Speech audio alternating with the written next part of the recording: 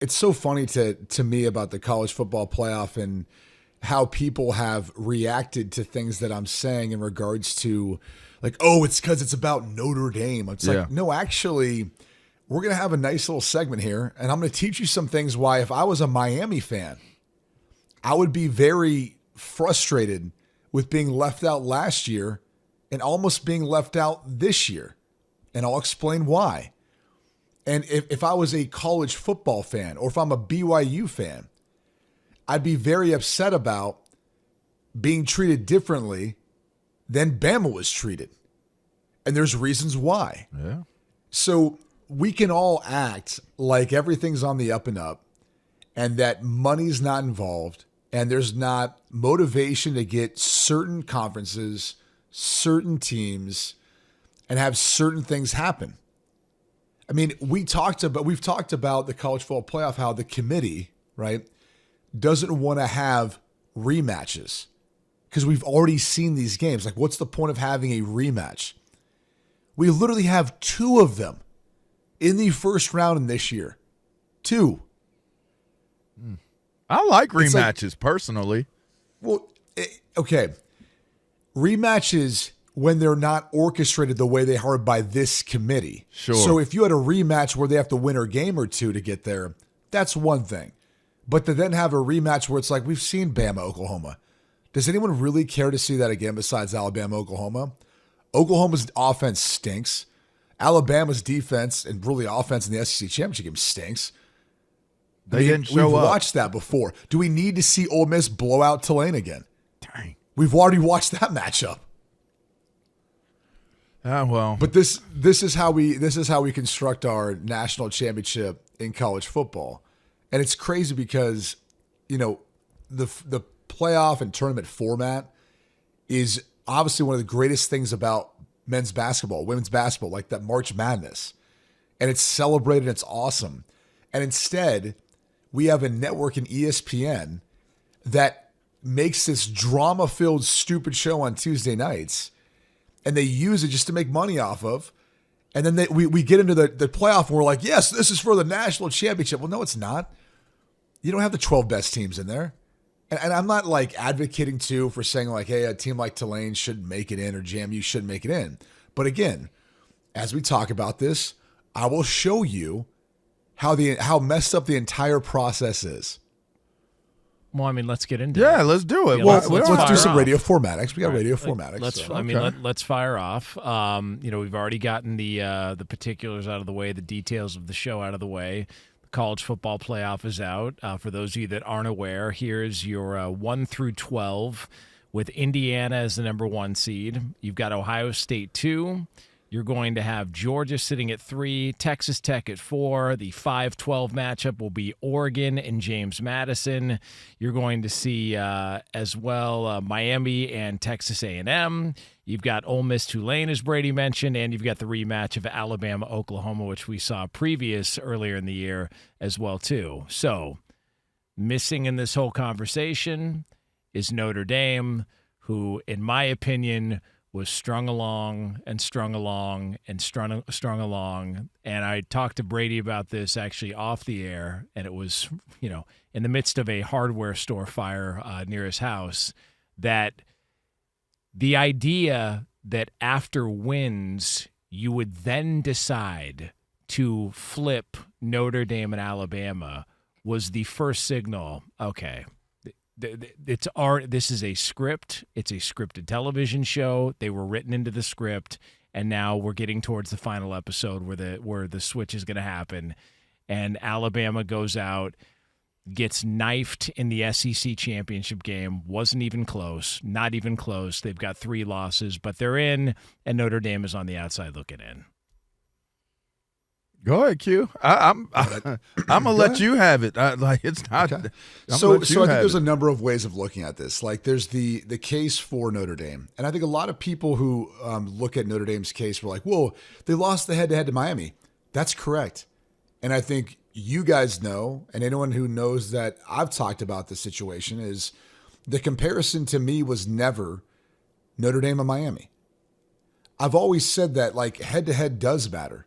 And that game, if it's purely the only thing you're looking at, Has to matter. So Notre Dame was never going to go in ahead of Miami because of the head-to-head. Now, the idea that we needed a team in between the two to compare those two things, that's where we start like making this a mockery. When you say like, well, because there was BYU in between them, we weren't able to really compare those two teams. And trust me, I know, because I'm sure LaVar back in the day, when he was talking to one girl, if there was another girl between them, he never could look across the bar at another girl to compare the two, right, VAR? I mean, that's never happened. Is that true? Never happened yesterday. Damn. Trish. But think about how stupid that argument is. And now we go, well, guys, there was a buffer. BYU was in between them. It's like, no, man, you're comparing all those teams. You were looking at Notre Dame's case. You're looking at Miami's case. You're looking at BYU's case. You're looking at Bama's case.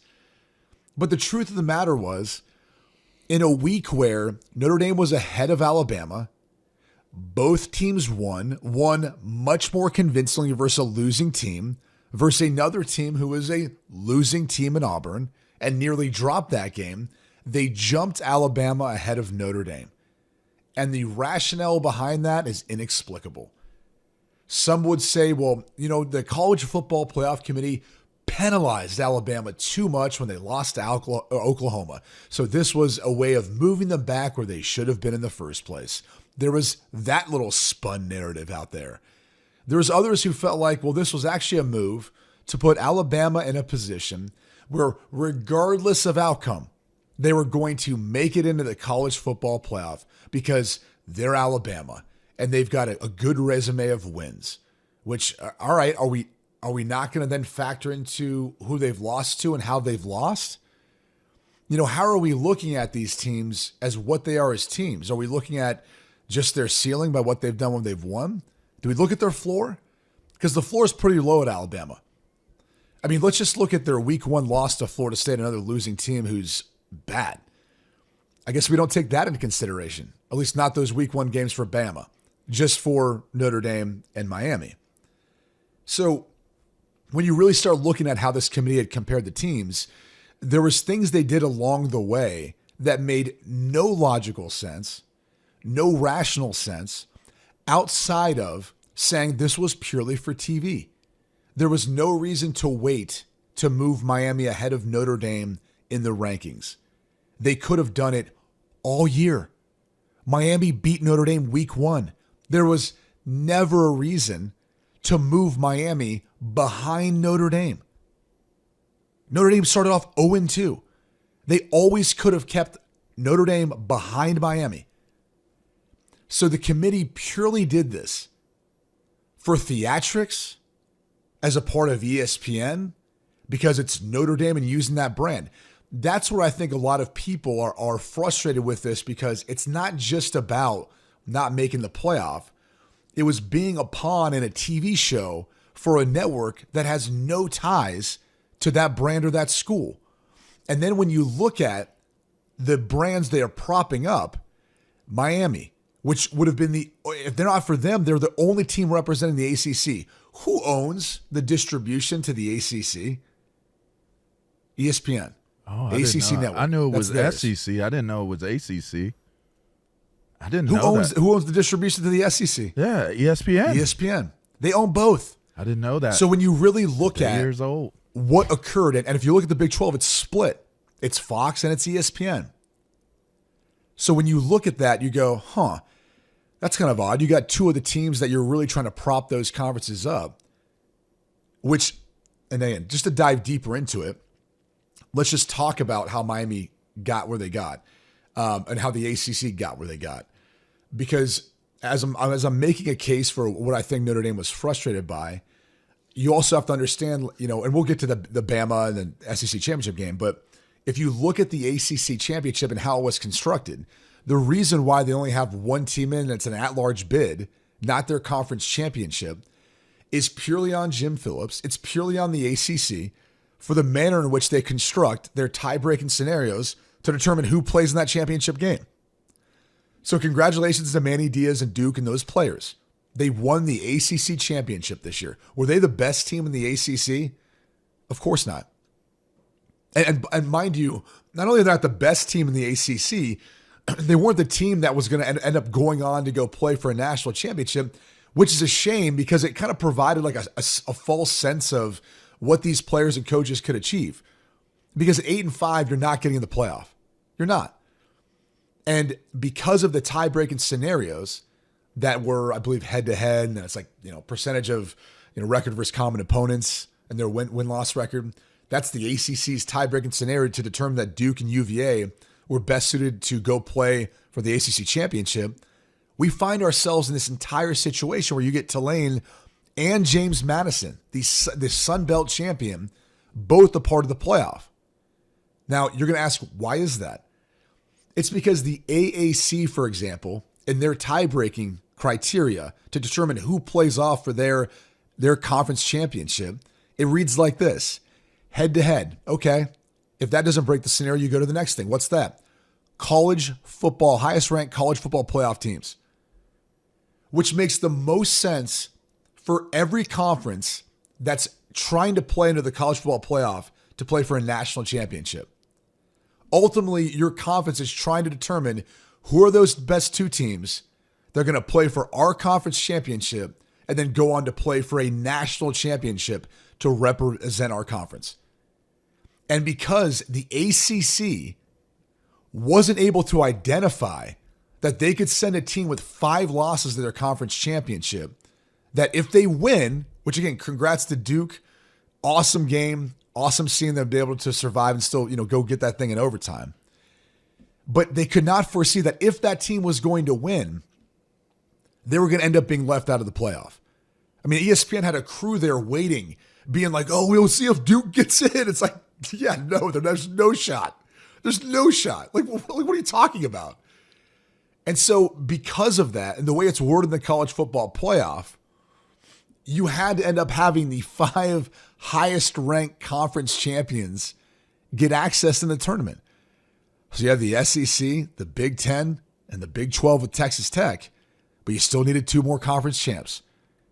So the ACC gets left out.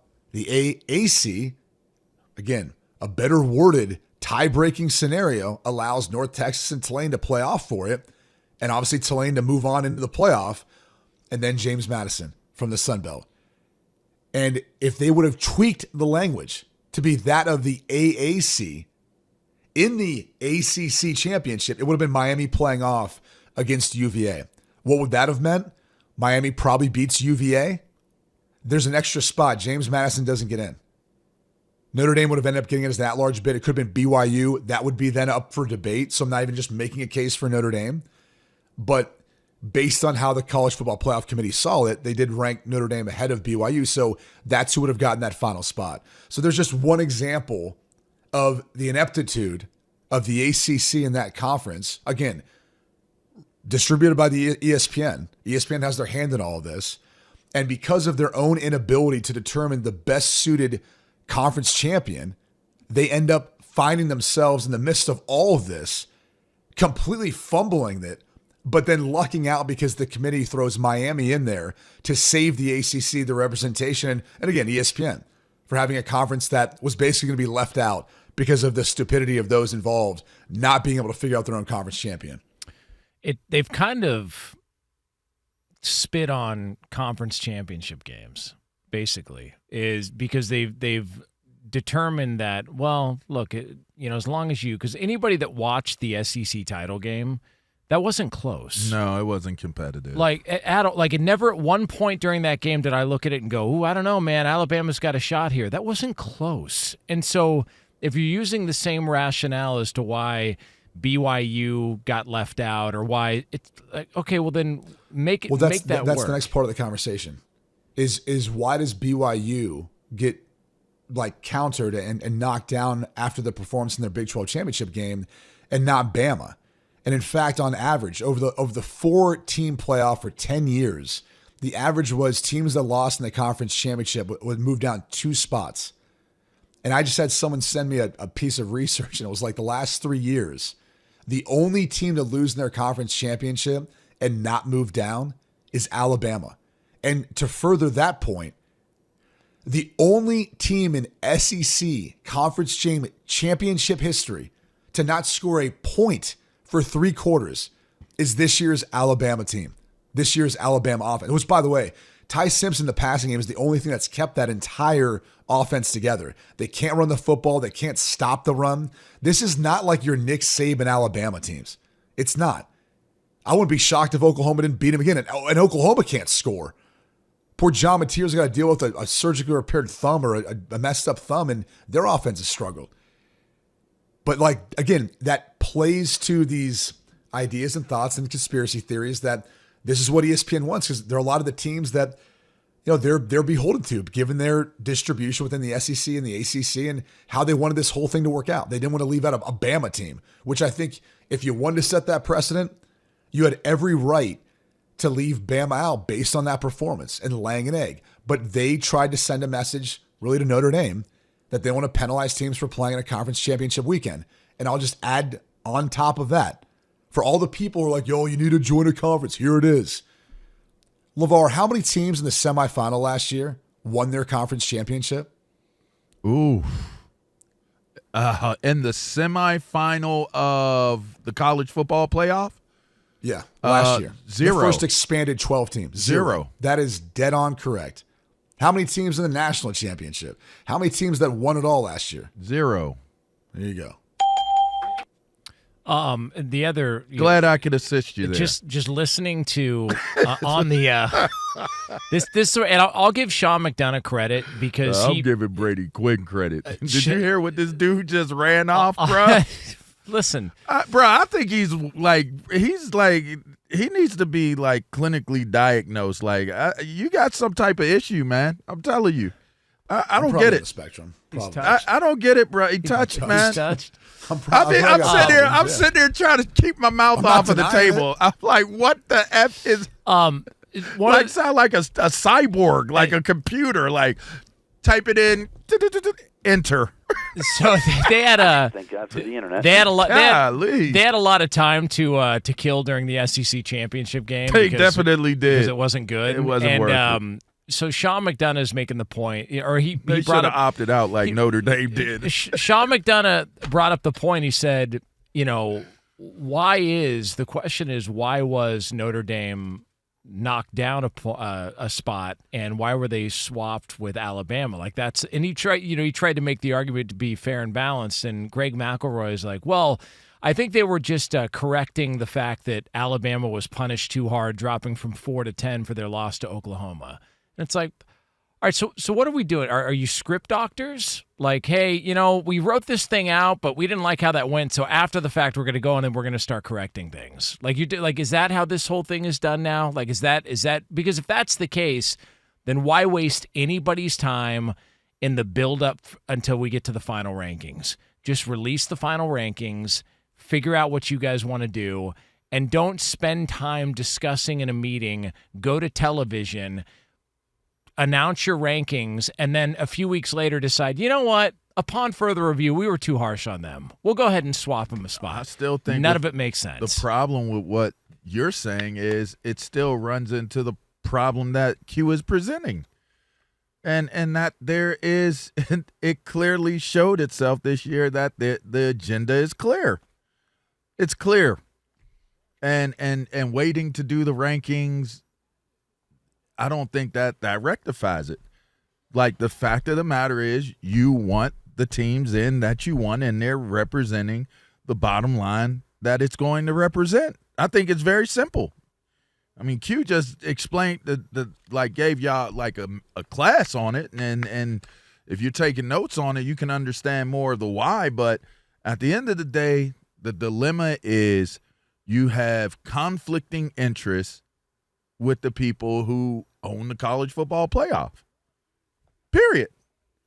And they're going to make decisions that are weighted on how it benefits them most, because they are the platform that has the control over it. I mean, that's just, you know. I was about to say something real crazy. Hey, now Notre Dame knows what it feels like to be. I really man. wasn't. Now BYU knows what it feels like to be against the establishment. You know what I mean? Like, Well, here's the reality to it is y'all like, fight the you can power. equally make a case that ESPN. Here you go, bud. You can equally hate the case that ESPN just hates any religion. They hate Mormons. They hate Catholics. They just hate all of them. There you go. I mean, that's the thing is they hate all of them. There you go. Disney's become so sacrilegious that they just hate every sort of a sense of faith, and that's what they're pushing towards. I knew we could get him there. I knew we could get him there. I mean, we could call it a conspiracy theory, but it could seems be. rather obvious to me that any form of a belief in a higher being, Dang. they're just trying to push out. Get him out of You there. know? Hey, last time I checked, is TCU involved? Nope. Nope. Is Baylor involved? Nope. Dang. Just saying. I mean, last time I checked, is Boston College, some of these other institutions that are tied back to, some sort of faith or religion. I just think ESPN hates God. They're trying to take over, trying to act like they're God out there in the college football playoff. And the truth shall set you free. Yeah. How about them apples, ESPN? You just hate God. man. You hate us Mormons. You hate the Catholics. Tackle them apples. Yeah. Remember the Catholics Love versus, those believe in nothing Hurricanes fans. Dang. remember the Blowing coke down at South Beach. Let's get that thing. Dang. remember the Catholics versus convicts T-shirt? Just do Catholics versus ESPN and see if you can run with that and make a few bucks. It's the whole thing's a farce. It's it's a And the circus. last point I just make, and this is probably, we'll save it for another conversation, but the decision to not play in a bowl game. Oh yeah.